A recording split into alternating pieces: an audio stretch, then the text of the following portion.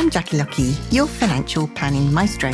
This series of podcasts is aimed at financial planning professionals and also those who are looking to enter the financial planning profession. We will be talking during the podcast about all things Certified Financial Planner certification related, talking to other CFPs around the world, and also we will be dropping in on some new entrants who've just entered the financial planning profession, and we'll be checking up along the way on a regular basis with them to see how they're getting on. I hope you enjoy today's podcast. Hello and welcome. I'm Jackie Lucky, your financial planning maestro. And in today's podcast, we are talking all things Certified Financial Planner professional related with a very special guest of mine, and that is Chloe Phillips from Pura Vida Financial Planning. Hello, Chloe. Hi, Jackie. Thanks for inviting me. My pleasure. Thanks for coming along. And today we are going to talk all about your journey into the financial planning profession, and then on to talking about the juicy bits of how you got through your Certified Financial Planner and in particular your financial plan assessment, aren't we? Yes, absolutely. Excellent. Right. Well, let's start at the very beginning and give us a little potted history about how you got into the financial planning profession. Yeah. Okay. So I suppose it's like many others within the profession. I fell into the profession at a very young age of 18. So, wow. I would say, like many others, so I live in York, and there's a well-known life assurance company in the head office in York. And if you haven't worked there, well, there's a running joke, really. If you live in York, you haven't worked there, there's something wrong. So I started in pensions administration from the age of 18. And I said I suppose I remained in pensions really until, goodness me, until 23, maybe 23. But I was made redundant at 21, and then I went to another company in Leeds as a pensions administrator, and then that's when I was exposed to financial planning, investment management, and the whole process really. Because I suppose when you work for a life assurance company, you're kind of kept away from that. It's more product driven. Yeah. You only see the kind of final end of it, don't you, in that position? Yeah, absolutely. So that was my first experience, really. Oh, wow. And from there, that's where I started tackling the CII exams and everything else. And I when I first became known of what a paraplanner was, because I didn't know what one was up to that point. And I was thinking, I want to get into this. How do I get into this profession? And it was quite difficult. So the company I was working for at the time, it was such a good company to work for. It was nobody left basically. So there was never really any opportunities that opened up. And I just remember that was quite a challenging time at that point, because, and I'm sure many other people have experienced, well, I know that a lot of people I've spoken to previously have experienced this. If you don't have the experience of a administration, like a full financial administration role, it's very hard to transition into a power planning role at that point. And I remember speaking to a lot of recruiters, and they was just saying, no, sorry, you need somebody with an administration experience of full financial planning rather than just pensions itself.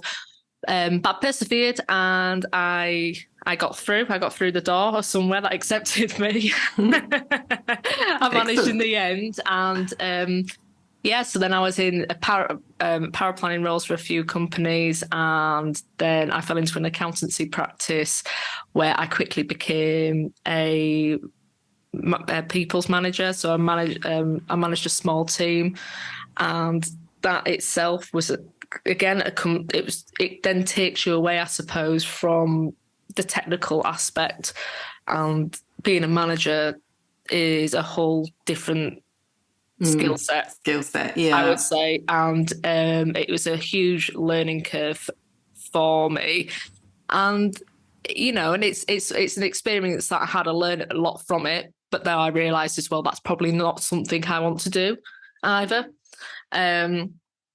So I was a power planning manager, and then I had my little boy Henry, and whilst I was on maternity, I you have a lot of time amongst the sleepless nights and the dirty nappies and everything else. So there was a lot of thinking time I had at that point, and I thought, you know what, is this really what I want to be doing going forward as power planning manager and everything else? Came back from maternity leave, and the things naturally change as well with the company that you're working for. And then I decided to move on, and I actually at that point I transitioned into a client-facing role. So I know it's probably a bit of a whistle-stop tour, really. I'm talking about this is 15, 16 years of my life that we're talking about here. Zooming through. Yeah, we're zooming through quite quickly. And so doing that client-facing role, is that, what was it about that role that, apart from, obviously transitioning from power planning to power planning manager and then going right round kind of full circle, if you like, to kind of client-facing advisory. What was it that really kind of drew you to that? It's the relationships that you build with your clients. And it's such a privilege for someone to be open with you and talk about their finances, their aspirations, their dreams and everything else. Because money, we've got to forget that money is still seen as such a taboo subject. You don't even do people even speak to their friends and family about money? Not always, so it's actually someone to open up to you and say, this is really, what I'm wanting to do and wanting to achieve, and have that honest conversation. I think it's an absolute privilege. So that's what has attracted me to the client-facing role itself, and also just being able to help people and put things in perspective, and that it's not always there's the numbers that come into it with financial planning, but it's very much behavioural as well, I would say. And that's something what I very much enjoy about the role in comparison to the power planning aspects that I was used to beforehand. That was more of it was more of, the file and things like that. But I do know, again, when it comes to power planning, there are amazing power planning roles out there where you can be client facing too. So it's down to, again, it's the firm that you work for. But I never had that role when I was a power planner. Yeah. And so during all of this time, you carried on gaining more qualifications. And then at what point did you think to yourself, right, I need to do the certified financial planner now?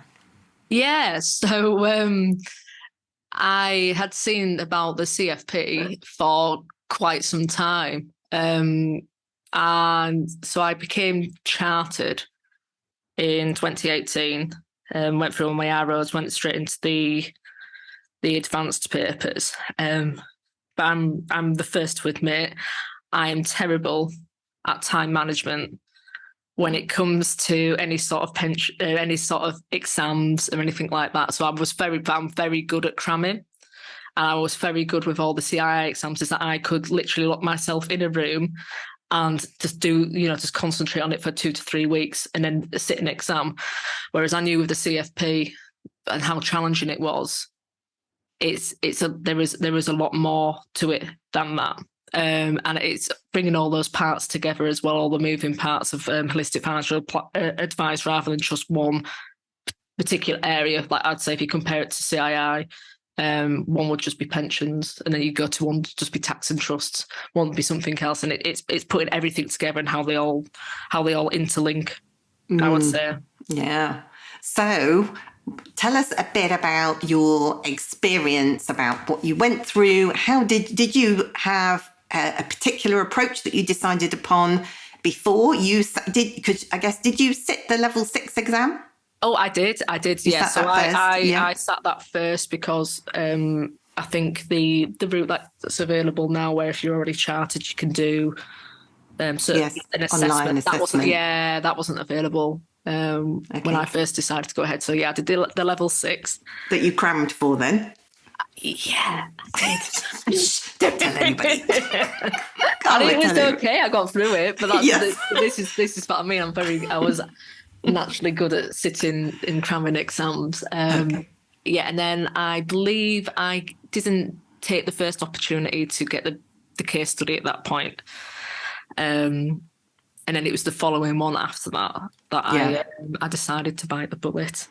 And And yeah, so I remember when the case study came through and I was reading it all, I was like, oh, this is interesting. And you're reading it and you get given 12 weeks, isn't it, from when you get your yeah, 10 weeks. Yeah. case study. And then I went on your self-study course, which was Yes. really handy because I think the most challenging part of it is the Excel spreadsheets. Yeah. Well, the time management and the Excel spreadsheets and understanding all the formulas and how everything works together. So I knew I was very basic around Excel, I would say, before then. I actually have learned a lot from your self-study courses, and I'm hugely more confident in Excel now and use it in my day-to-day a lot more than I did previously. No, fantastic. That's good to hear. That's good to hear. So you embarked on a course, and how did your time management go through those kind of 8 to 10 weeks that the course was running? A bit hit and miss? Pretty poor tracking. So I had a little bit of I tried a little bit, but then to be honest, like I said, other things got in the way, and the next thing is I had 2 weeks to go and I hadn't done very much, so I tried my old tricks of cramming for 2 weeks. So you had a big bit. And it was probably the most intense 2 weeks of my life, and obviously I'm a mum now, so my usual cramming techniques of locking myself in a room can't work because I've now got a child. I have to look after two. So I was trying to work around that. And yeah, I ended up leaving huge gaps in my plan because of it. So it's absolutely my own fault. I think it was the protection element I completely didn't even touch upon. So I knew at that point I had failed, but I know when we had our catch-ups, it's more of get written up what you can possibly do now, because it's better to pass one area than none at all. So I think from memory, I did pass 1 or 2. I think on my first attempt, even though I had huge gaps. So yeah, it was definitely a lesson learned in those first 12 weeks. Yeah. Not to underestimate it. And I think the advantage of taking that approach, we all behave differently and we all cope with the work in front of us differently. But I think, for you, definitely passing those 2 areas, that must have been quite a relief that you didn't have to go back to them and rework them, and you could just concentrate on the next bits, on the missing bits, if you like. Yeah, absolutely. I was over the moon actually that I'd passed those 2 bits. I knew I was going to. I knew it was a fail. So the fact that I was on the right lines, I think, and I knew what I'd already achieved. I was on the right path. It was just filling it out, filling the pages out, going into more depth, and the things that were picked on where there were some discrepancies for me then to go back and sort those out for the second submission. Yeah. And so did you change your approach for the second submission, or did life take over again? Oh, no. So I actually, so life does still take over. So what I actually did was I did pay for some accountability. So what I actually did was is paid for to meet up.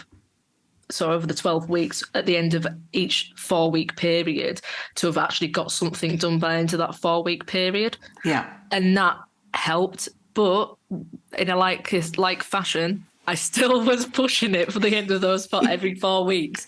It was still a cramming, but I think it's just breaking it up into manageable chunks helped. Yes, it can feel quite overwhelming when you're in the thick of it, can't it? Oh yeah, I think how many tabs I had open on my Excel spreadsheet was it was an insane amount, absolutely insane. Yeah, yeah. And then what happens? So you got to the end of that next window, submitted it for the second assessment. Yes. Yeah. And Oh, I passed. yay! And I think I cried for a good hour and a half and I got my results. Well, congratulations. Very Oh, well thank deserved. you. And Yes. how does it feel now you've passed? Looking back on the process, has it changed you as an individual, do you think, or changed your approach, the way you look at things when you're giving advice to real clients now instead of these fictitious ones? Yeah, I think in a real life scenario now, it's making sure you when you're advising clients, there is in so much depth for you to do a true financial plan. And I would say, and it's just the way I work now. I'm just so much more thorough and looking at every single aspect.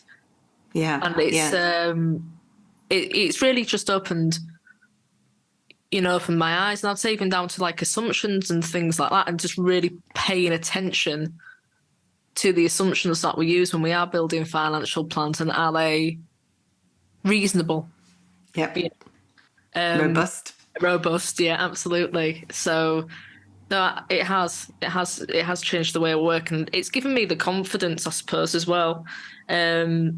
When I'm giving advice, not saying that I didn't have the confidence before, but knowing to go through that process and then and putting all in doing a true financial plan, and then getting through that and passing it, it just gives me, gives you that extra boost, really, that you do know what you're talking about and you can, give sound advice. Yes. And I find that quite a lot with people, and that, particularly it's quite demoralizing, isn't it, to fail the first submission. But, you were honest with yourself, and you knew that obviously with gaps in it, you weren't going to get through on the first submission. But I think, you're right. It's clearly a validation of what you're doing now, because to still have those, big sections to finish and pass on your second submission is an amazing job. So, and I think it's, some people say it does change them as a person, maybe perhaps lets you see further down the track, give more options to a client if there are a couple of options of recommendations that you might make, that you can maybe, discuss them in a bit more depth or ask some extra questions because of the complexity of what you've been through. Yeah, absolutely. Absolutely. And so, how long do you think the whole shebang took you? But, I guess for both submissions in total, in order, from the day that you got your case study to the day that you got your result, do you have a feel for roughly how many hours it might have taken you? So many. I'm just trying to think now. 200 plus maybe. I just remember thinking and everyone's different. I know how they work, but I cannot dip in and out of something. Yeah. So if I start, I'd have to do some really deep thinking and be working on it for a good few hours at a time. Yeah. Because I think I wouldn't be able to like nip in and out on my lunch break, let's say, for an example, because it'd probably take me 20 to 30 minutes to get my head into where I was previously. Yes. It'd have to be it has to be some really intense time that I'd work on it. And then, for me to see any real progression, I would say. But that's just the way I work. But it was a lot of weekends, evenings, and then, I took use of my holidays off as well and things like that to make sure I got it over the line. Yeah. Yeah. Well, all worthwhile in the end. It's interesting, actually, because I think probably the last 4 or 5 people that I've interviewed on the podcast who've passed their certified financial planner submission recently, they've all said about 200 hours. And there was one lady I was interviewing who passed on her first submission. And I asked her the same question, and she said, I took 200 hours for my first submission and passed. Wow. Yeah. And what's interesting is that other people who've taken, perhaps 2 submissions to pass, they've taken about 200 hours. So it does seem to be that 200, kind of 150, 200 is about the right amount of time in total to get through the whole process. So, so it's interesting that you're in the same ballpark as well. No matter what tack you take or approach you take to it, you're still looking at the same kind of hours. So, let's talk about more generally in the financial planning profession, because certainly in my younger days, there weren't many females in the financial planning world. I can remember going to my first financial planning conference with the IFP back in, I can't remember when, but pre-dinosaur days, I think. And there were 3 female financial planners at that conference, and I was completely shocked. So what's your experience been like as a woman?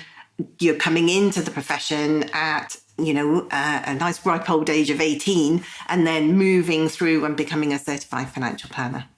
Yeah, I would say I've definitely had the experiences of going to conferences and, things like that have been led by providers in the past. And I could count on maybe one hand how many women are, have been in the room. I would say there are different communities now. So, we met in person, didn't we, at the Next Gen Planners Conference last year. So, there's so many more women that represent within that community.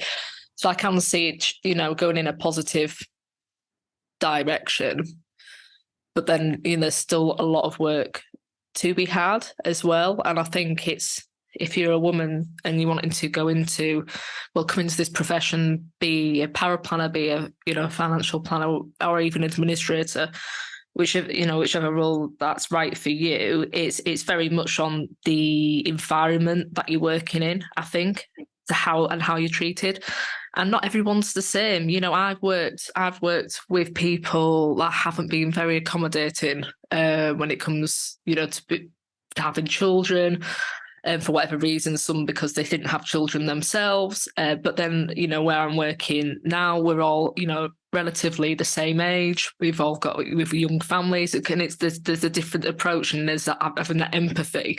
And, we always have a joke maybe on a Monday that who's had the least amount of sleep because of with children. So it's making sure you find the right company for your fit. And it was interesting. We were talking about it at the Power Planet Club a couple of weeks back with Sean, and we were saying about what things should we think about when talking to potential employers. And it's like you do need to make sure that you're interviewing them as much as they're interviewing you, because it needs to be the right fit. So if you do have a young family, it's to see how they would support you, in that.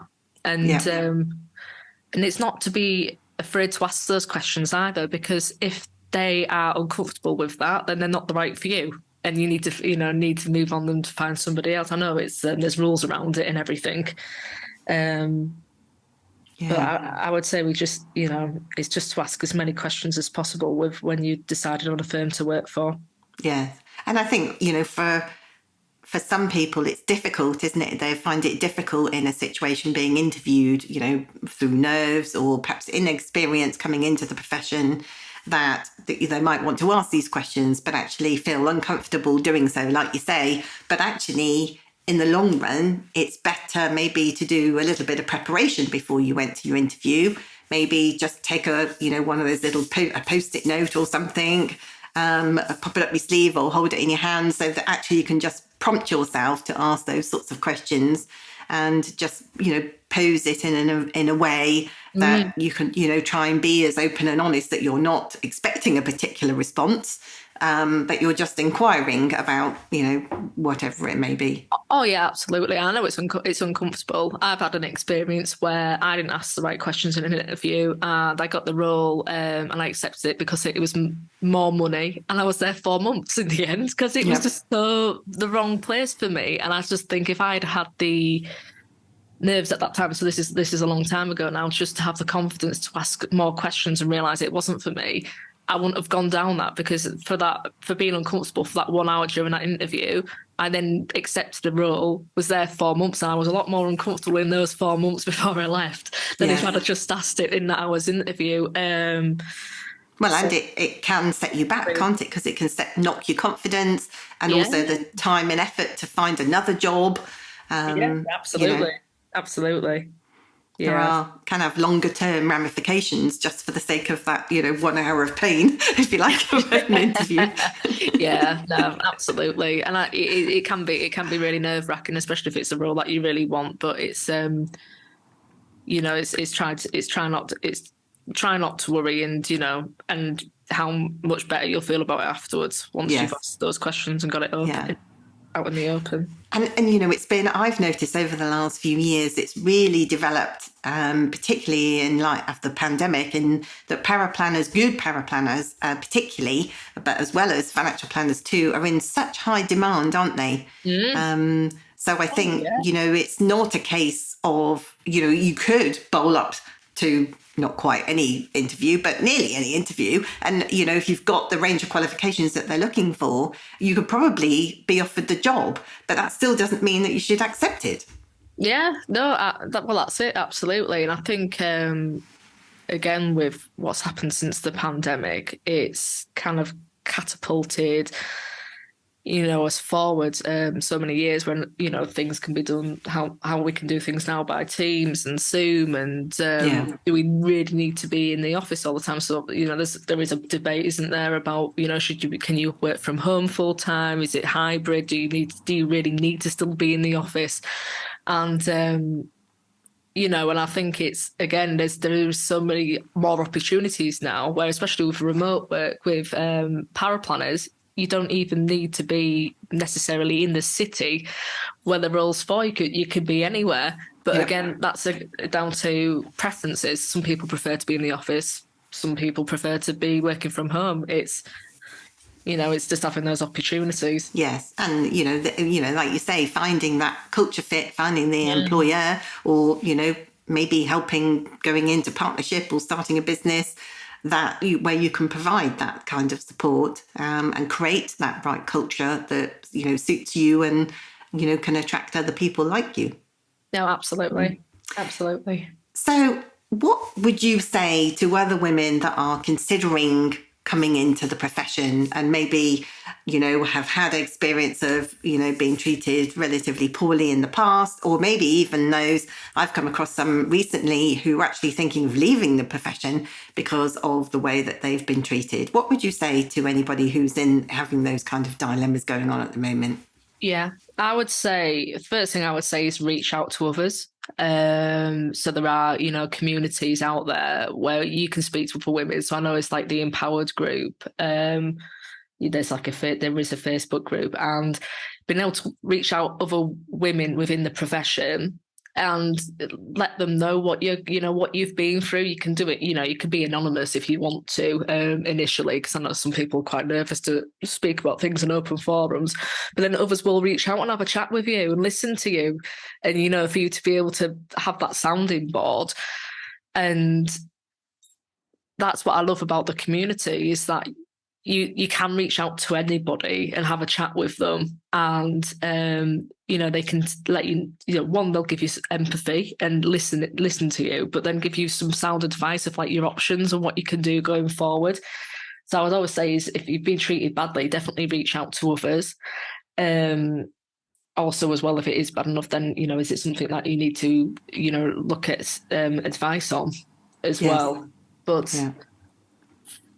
I would really hope that nobody wants to leave the profession because they've been treated badly. That'd be absolutely heartbreaking. I would say that you need to reach out and don't give up. No.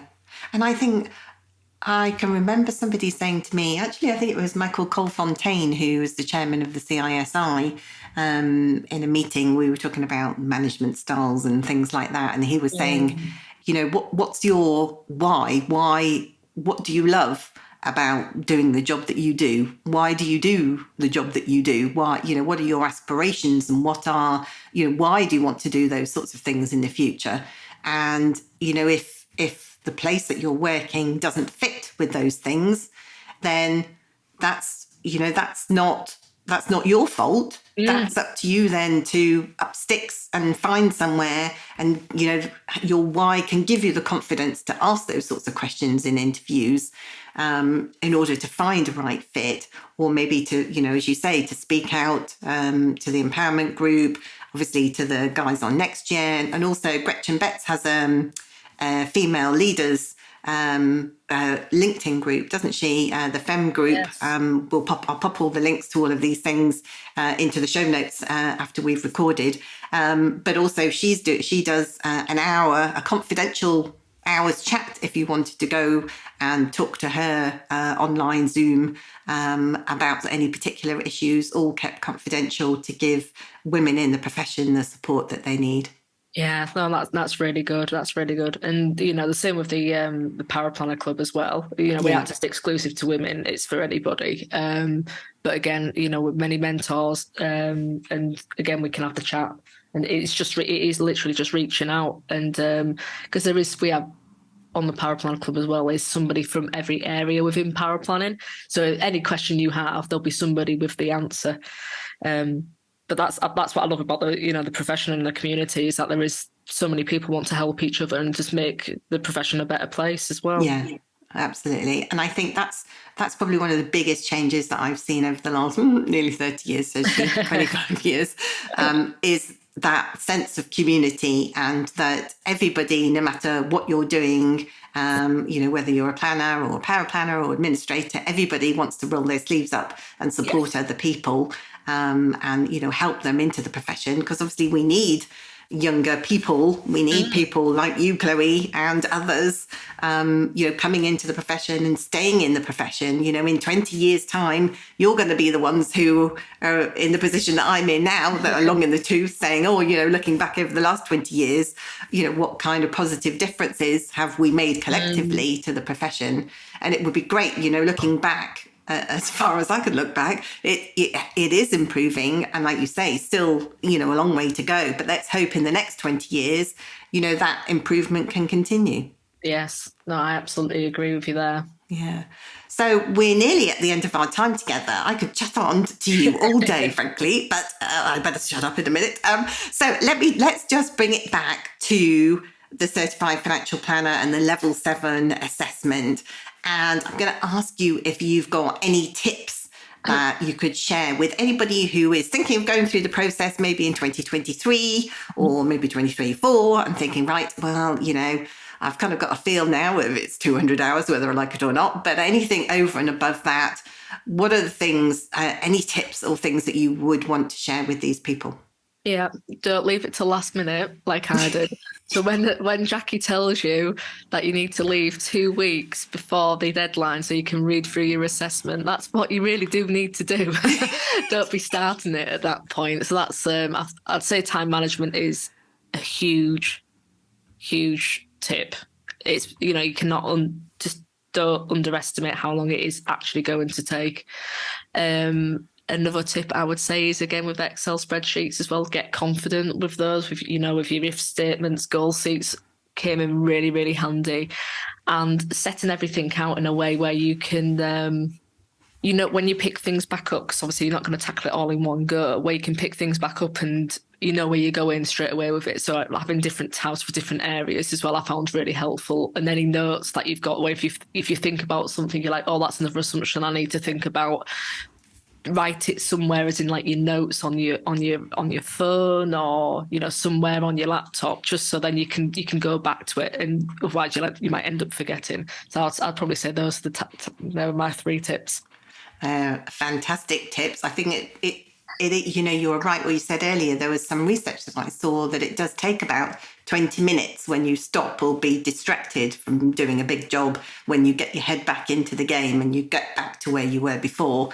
So actually having a little pathway, and when you stop, going, right, make yourself some notes for the next time I come back to it, that's a new tip I haven't heard before, but a really valuable one, I think. Thank you. Yes, excellent. Thank you very much. Chloe, it's been an absolute pleasure to talk to you today. Thanks very much for joining me. Thank you, Jackie. Bye now. I hope you enjoyed today's podcast. It's really interesting, isn't it, to listen to other people's points of view about different things, all relating to our wonderful financial planning profession. If you know anyone who might be interested in listening to any of these podcasts, please pass on our details to them. So that's it from me. Join me again next time when we'll be talking all things certified financial planner related, and also dropping in on our new entrants to the financial planning profession. Bye for now.